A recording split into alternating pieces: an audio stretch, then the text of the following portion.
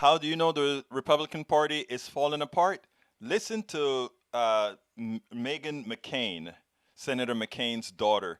I mean, it's interesting the tact that she's taken. I want you to listen to that, and let's then take it on the other side.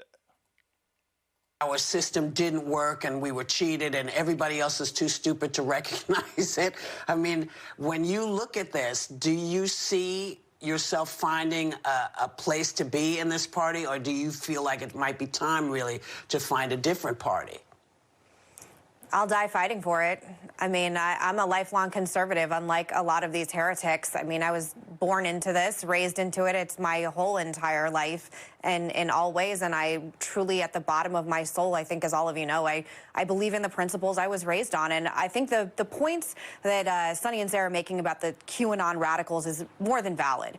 And it's deeply embarrassing and it's hard for me to reconcile with. But what's also hard for me to reconcile with is the language that's being used is that we can't even talk to all of you. If you voted for Trump, you're irredeemable masses. And I think whatever nuance Katie Couric was trying to say, it did not go through. That angered me and pissed me off more than maybe anything anyone on the left has said in the past. And I'll be frank. A lot of times in my mind, I say, how could they possibly, with all of the things that Trump has done, voted for the guy?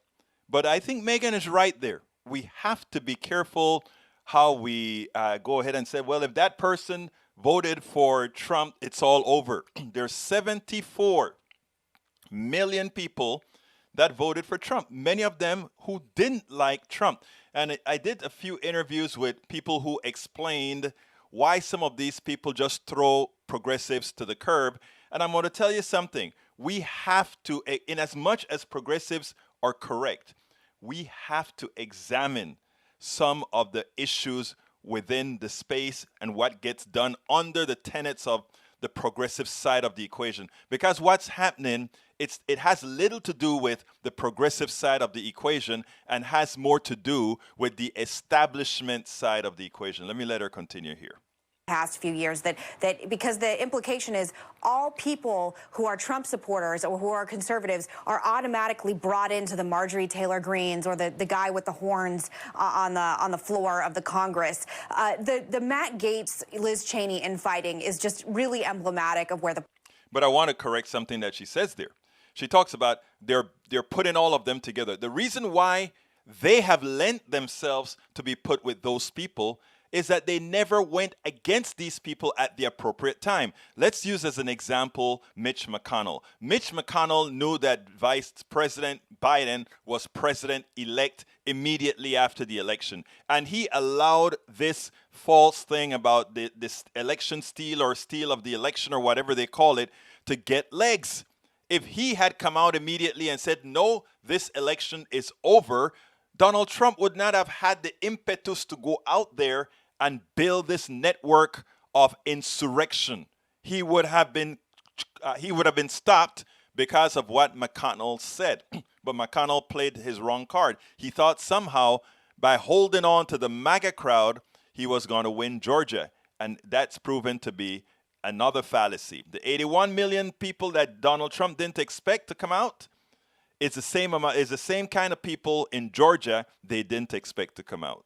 Parties out right now, and quite frankly, it's really entertaining, but it's not productive at all. And you have Liz Cheney, who, by the way, is not perfect in and of herself. If we want to go back a few months, she ended up giving money to a primary opponent in an election which is highly unorthodox, highly unusual, and taking sides in this. And she's in a place of leadership in Congress. And if she wants to continue to lead, she shouldn't have taken sides. So there were already raw emotions about her to begin with. And now you have this fracture with impeachment, and you have people like Matt Gaetz, who I don't know him. I don't know whether he actually believes what he's saying or not, but he's clearly going on the horse of full MAGA. And I was talking to my producer Daniela this morning, who's also, we share similar politics, and it is very difficult for me to come on this show right now because I've always prided myself on having my finger on the tenor of what's going on in conservative circles. Even when I didn't agree with Trump, I'm not a squish. I'm not someone who went full brainwash Lincoln Project, that everything that's conservative is a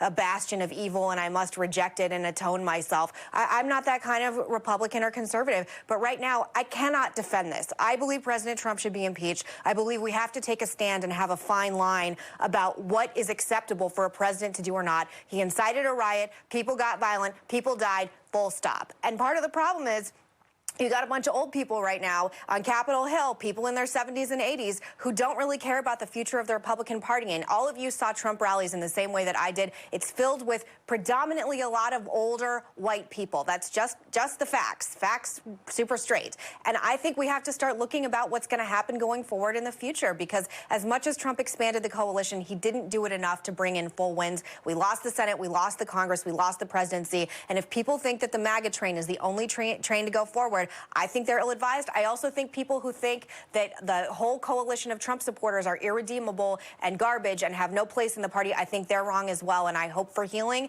and I hope for unity. Whether or not it's going to happen, I don't know. But I just want to say, I know this has been sort of a little bit of a rant. I really am doing my best to try and take the tenor of conservatism and populism and bring it on the show. But I cannot defend people who are against impeachment. And I believe it's the right thing to do. I believe historically it's the right thing to do. And I know that I am in the vast minority in this with pretty much me and Mitt Romney and Liz Cheney.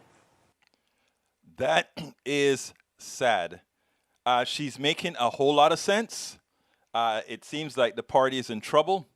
But the truth of the matter, by her speaking up, by Mitt Romney speaking up, and others speaking up, just maybe, just maybe, they'll be able to wake a few up, and thereafter something good happen. But this shows, or this is pretty much putting an end to the Republican Party as we know it. It is no longer a party. It is a cult with a few people who decided to stay in and try to redeem it. I don't think it is redeemable, but we'll see what happens going forward. We spend a lot of time deconstructing the news, trying to parse it into a form that everybody can understand. We try to find those little nitpicks where it flies above the fray, etc.